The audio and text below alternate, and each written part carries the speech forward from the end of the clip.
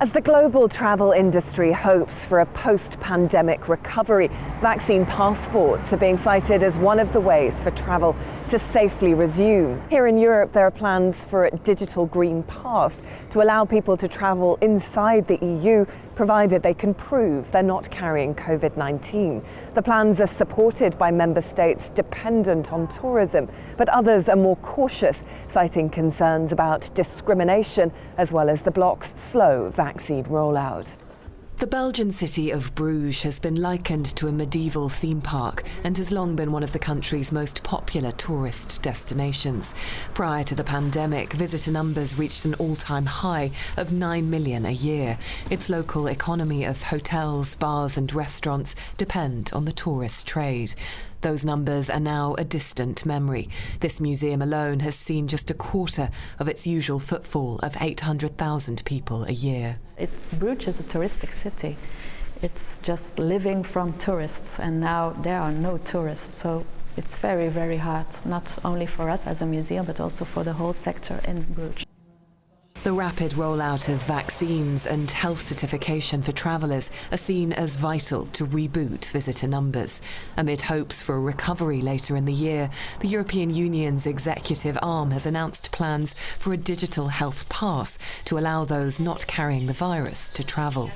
The certificate would work in 3 ways: proving that somebody has received a vaccine, has tested negative for COVID-19 or has recently recovered from a COVID-19 infection. It would come in either paper or digital format using a QR code to be scanned at airports or train stations like this one as people cross the border. With this digital certificate, we aim to help member states reinstate the freedom of movement in a safe, responsible and trusted manner. The Commission hopes the plans could be in place by the summer to rescue the bloc's lucrative tourism season. For countries reliant on tourism such as Greece, Cyprus and Malta, the proposals would provide a lifeline as their economies have been battered by the pandemic. Greece is looking to reopen its borders in mid-May and has even started work on its own vaccine passport initiative. But the travel industry says a block-wide scheme is needed, with the current patchwork of travel restrictions putting travellers off making plans. We need clear message to get confidence back into consumers' eyes in order to prepare traveling for the summer. There's a discussion about the quarantine and the testing. We need a European harmonized protocol. But with just a fraction of the EU citizens vaccinated, there is hesitancy from other member states. France and Belgium are amongst those with fears the system could lead to discrimination against those who haven't received a jab, particularly as vaccine doses are in short supply. I'm against it because I think it restrains our freedom and it contributes to make the vaccination compulsory. So I don't think it's a good thing. Elsewhere, there are concerns about privacy. The EU says there'll be no central database and that no personal data will be exchanged or stored. But privacy campaigners say there will need to be firm safeguards in place. When we're talking about any sort of vaccine passport, vaccine pass scheme, we need to be really, really careful because by definition, these schemes are about collecting vast amounts of data about people. So that could be, well, that will definitely be their health data, their COVID status. It could also include their movement data, where they've been. So these are all things that are really sensitive and under EU law are protected. The current proposals would focus on vaccines authorised by the EU's health regulator. But significantly, the European Commission has said it will be up to individual member states if they accept vaccines such as those from Russia and China not currently approved by Brussels. For those businesses across Europe dependent on tourism, a digital health certificate can't come soon enough. But amid division amongst member states, coupled with a sluggish vaccine rollout and rising COVID-19 infections, the road to recovery by the summer season is by no means certain.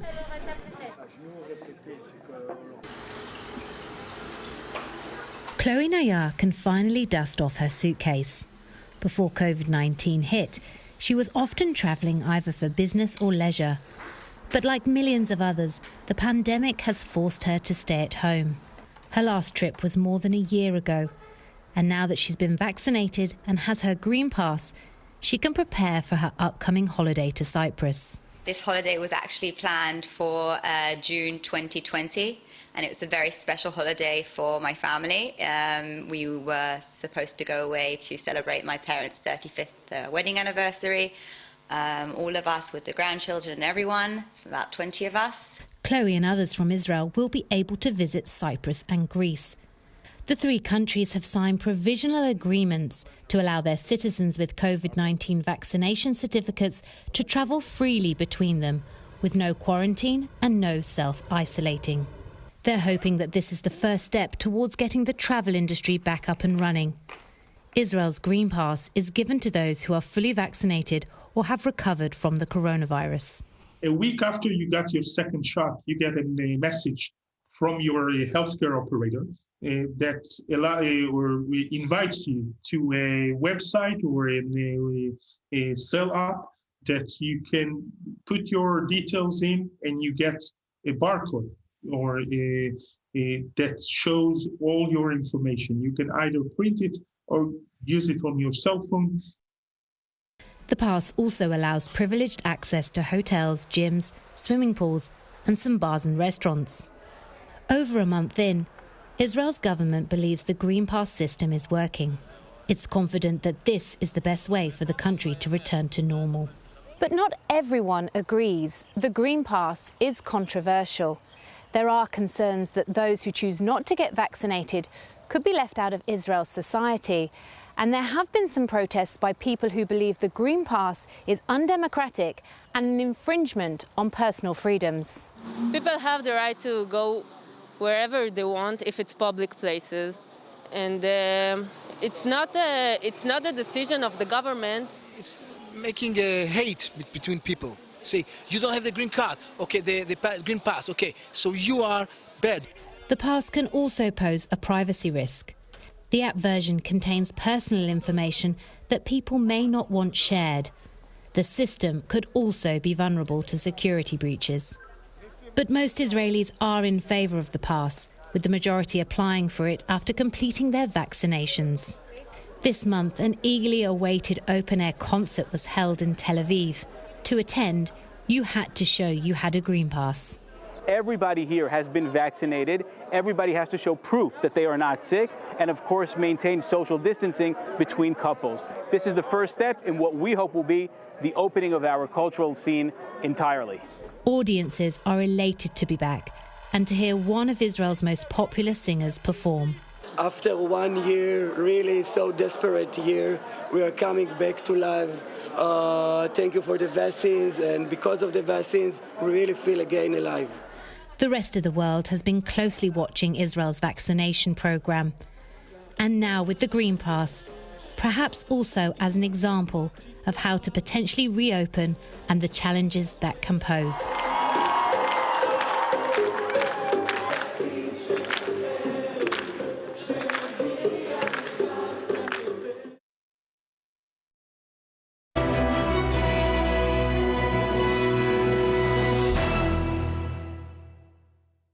Countries whose economies are heavily dependent on tourists, like Thailand, are eager to reopen their countries again. Vaccine passports and travel bubbles could be the key here.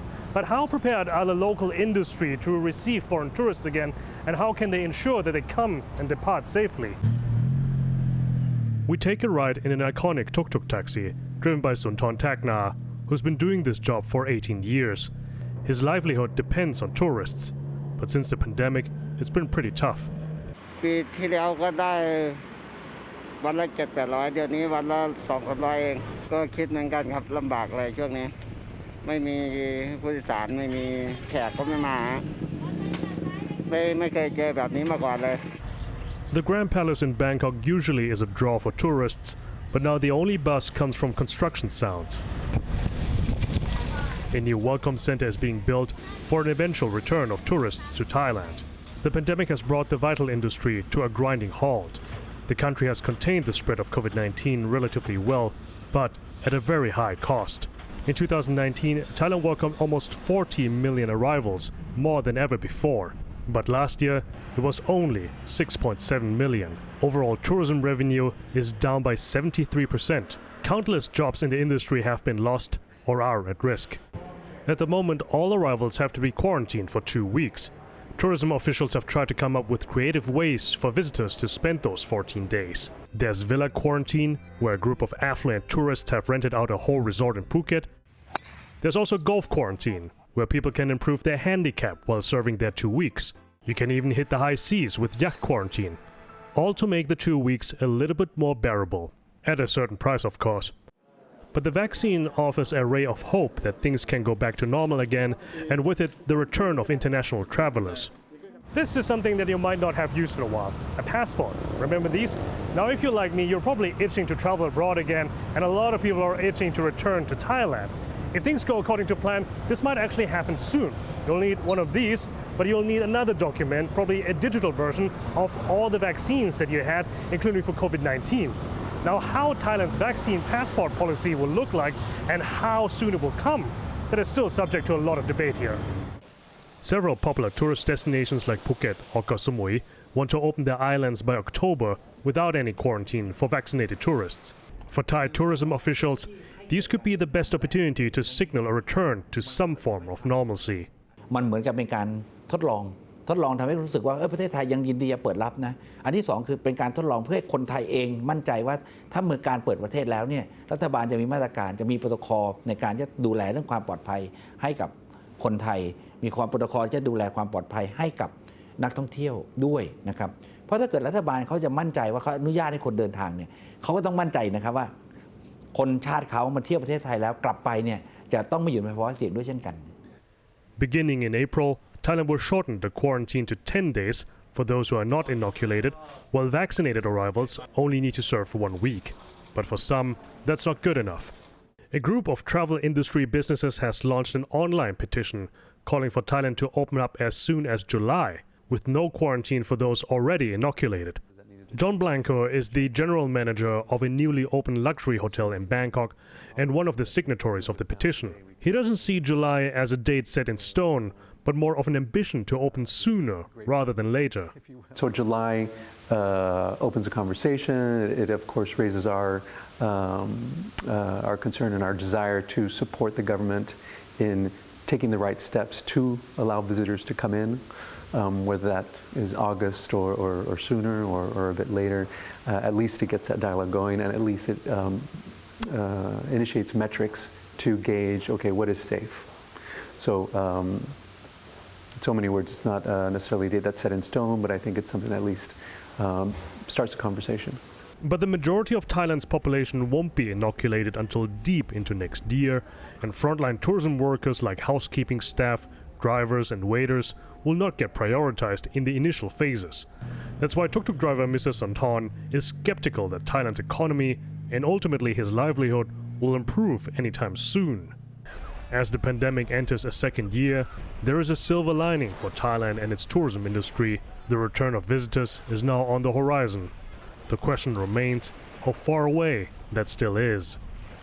The travel industry hopes we'll see a lot more of this soon. Passengers on the move domestically and internationally. It's been a hard year for businesses like airlines, to say the least. Digital vaccine passports are a major source of hope, a way to reassure countries about the health status of people coming in. But there are still significant issues to be worked out. The race is on to develop functioning systems, with the vaccination drive in places like the US going at full tilt. The tech industry has joined the fray, with companies including Microsoft, Oracle, and Salesforce working together as part of a coalition.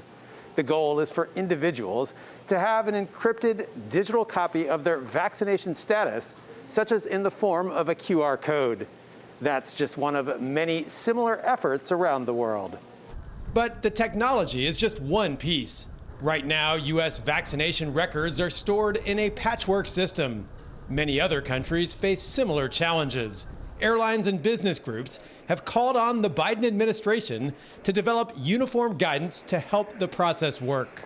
There is no data standard even in the US in terms of a common database that your information can go into that can then be extracted by an app in an anonymous way. Privacy is another big concern. with some wary about turning their medical records over to an app. The International Air Transport Association has developed a travel pass currently being trialed with Singapore Airlines.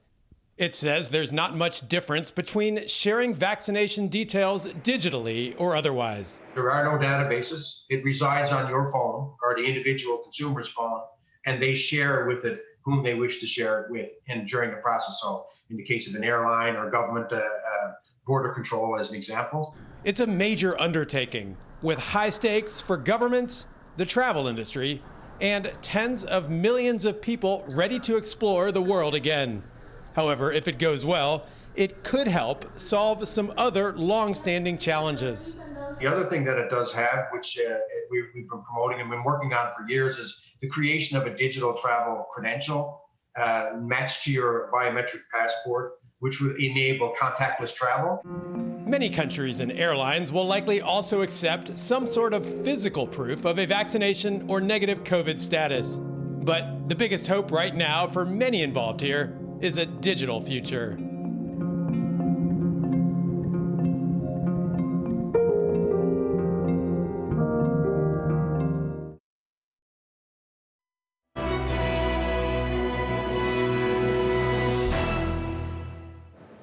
India is a vaccine-making powerhouse. It can produce 2 billion shots a year, and now it's using that capability to bulk produce several COVID-19 vaccines. But it did not get here overnight. It's taken 3 decades, thousands of skilled workers, and a few companies who figured out how to scale up and fast. It all starts in a petri dish. This is yeast, for now. Over the next few months, it will turn into a potentially life-saving drug. Here, Primus Biotech is developing a COVID-19 vaccine, the first jab in the company's history. It traditionally produced protein-based platforms on which vaccines can be made, but the pandemic nudged Primus Biotech to make one of its own. And the innovation is brewing right in there. These tanks contain the very first solution, essentially unrefined liquid, which will then be taken into small fermenters. This is where the final stages of a vaccine manufacturing takes place. All that raw ingredient is brought in here, is purified and will be packed into tiny vials right behind me. A single vial of a vaccine takes about 5 days to be completed, and that's why all this machinery needs to run 24/7 to meet adequate demands. To our manufacturing or process development facility, that's where it is scaled up. In Dr. Prabuddha Kundu's vaccine-making facility, 5 million shots can be made every week. But that's nowhere close to what bigger and more experienced players can produce. And in this business, if you can't scale, you can't sell. The easiest barometer here of success is even if you come with a new modality and it's not scalable, it will die a natural death. Dr. Kundu told me that the vaccine being developed is at least 30% cheaper than competitors. But he needs to partner with a much larger vaccine maker, one that has the funds to be able to scale up manufacturing and understands various markets better. One pharmaceutical company that's no stranger to massive demand is Zydus Cadila. It started making vaccines more than 2 decades ago, but things changed in 2009 when swine flu struck India. That pandemic claimed more than 1,800 lives and prompted Zydus to ramp up its vaccine manufacturing capabilities. Since then, it's employed 300 scientists who are working on close to a dozen vaccines for long-existing ailments such as measles to more current ones like COVID-19. But developing a vaccine can be more difficult than manufacturing it. So it also requires significant know-how and skill. So vaccine development can include in-house R&D and also needs a strong collaborations and partnerships for technology transfer and co-development. So these factors actually create barriers of entry into vaccine development. Vaccine making is capital intensive, which is why Indian companies want to produce in bulk to generate profit. Indian vaccine makers are currently not only mass manufacturing domestic jabs, but also shots of the Oxford AstraZeneca dose, Russia's Sputnik V, America's Johnson & Johnson, and Novavax. India wasn't always such a massive vaccine maker though. Experts say a change in licensing systems in 1991 allowed more companies to get into the business, and it helped that the demand was always there. India had a lot of diseases which actually had to be catered and cured with the help of vaccines. India launched what is known as a universal immunization program of various diseases amongst children and adults also. We had cholera, typhoid, various sort of diseases. So that actually spurred India to have its own capability to manufacture vaccines. India first started regularly vaccinating its population in 1978. Since then, its inoculation program has grown to become one of the world's largest, catering to 57 million first-time beneficiaries and close to 100 million who need booster shots. This government hospital is now being repurposed as a COVID-19 vaccination center. But for years, it served as a hub for routine immunization for ailments such as measles, tuberculosis, and rubella. But with the government now diverting more resources towards COVID-19, experts are worried that another public health crisis might be right around the corner. Routine immunization for tuberculosis went down 30% in April last year when the pandemic was in full swing, as compared to January 2020. Polio vaccination, the most successful inoculation drive in India's history, is coming up short too. Authorities had to stop polio vaccinations in some states in January this year, but resumed it weeks later as criticism mounted. Experts blame diversion of healthcare and administrative staff towards COVID-19 treatment and warn that missing essential vaccines could lead to local outbreak of other diseases. The government could ramp up focused immunization, but that could stretch the need for equipment such as glass vials and needles that are already running low due to the pandemic. But another crucial resource, skilled labor, is perhaps most important of all. Still need to keep the standards fairly high because you want to make sure that every batch, every product that's going out meets the same consistent level of quality. Since approving 2 vaccine candidates in January, India has exported more than 70 million shots to at least 71 countries, either as aid or as part of commercial arrangements. The US, Japan and Australia recently asked India to expand its manufacturing capacity as part of a joint effort to battle COVID-19, a move that's largely seen as a counterbalancing act against China's vaccine diplomacy. But critics say India is exporting too many vaccines, and Prime Minister Narendra Modi is using them to build his own reputation overseas. Despite being called the world's pharmacy, India's own vaccination drive is only picking up pace 3 months after its inception. The government is now roping in this private hospital to allow more people to get vaccinated. It will operate around the clock. There are at least 6 vaccines in advanced stages of development, and many more are in the works. Once they hit the shelf, India will be able to vaccinate many more people domestically and still export more abroad.